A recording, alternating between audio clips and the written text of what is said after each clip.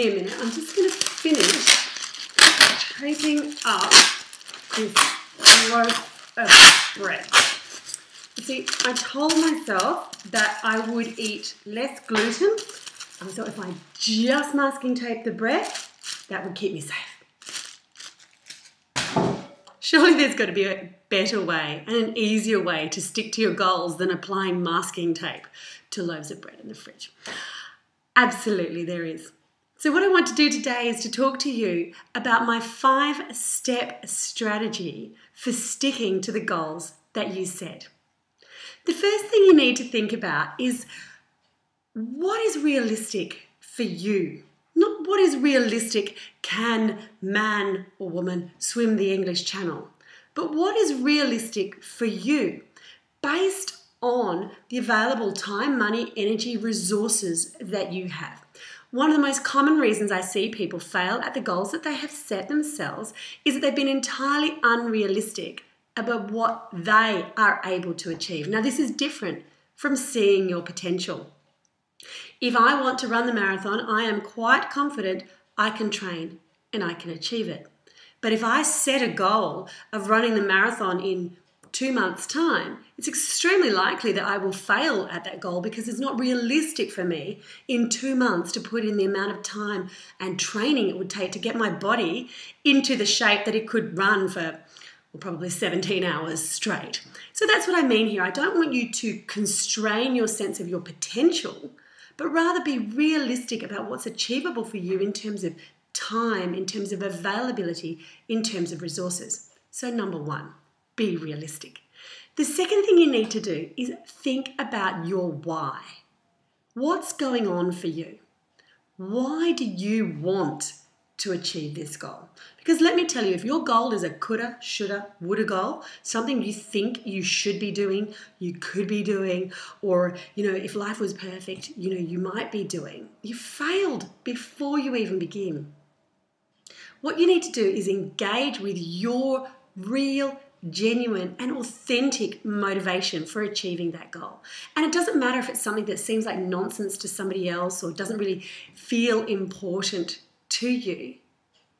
You need to understand what's driving you. Understand your why. The next thing you need to do, no matter how big or small your goal is work out the steps, the smallest steps you need to take to get there. How do you eat an elephant piece by piece? How do you achieve your grand vision or your simpler goal piece by piece? Step by step. You don't need to know how the entire future is going to unfold. You just need to know what you're going to be doing next. The next thing I want you to think about is what are the risks to your goal? What are the times when your goal is going to be most threatened? When am I going to be most likely to rip the masking tape off that loaf of bread?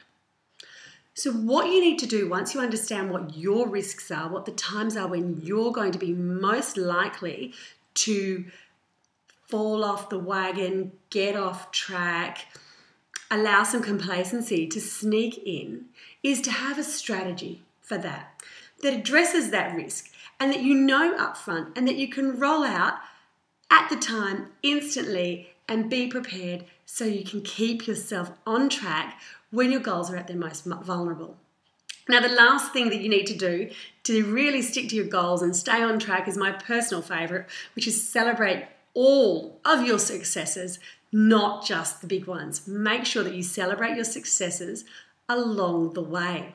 Now, the key to celebrating your successes is to make sure that you're not celebrating in a way that actually compromises your goal. So if you have a weight loss goal, don't celebrate with cake. If you are trying to pay off a credit card, don't celebrate by blowing it out again. If your aim is to achieve anything, don't celebrate in a way that compromises your everything. But make sure you look at what those small steps are that you set out in step 3 and that you celebrate the effort that you've put into each and every step of the way. I'm Domonique Bertolucci and you've been watching DBTV, the place to go to feel good about who you are, and the life you live. If you've liked this video, please like it and share it with your friends.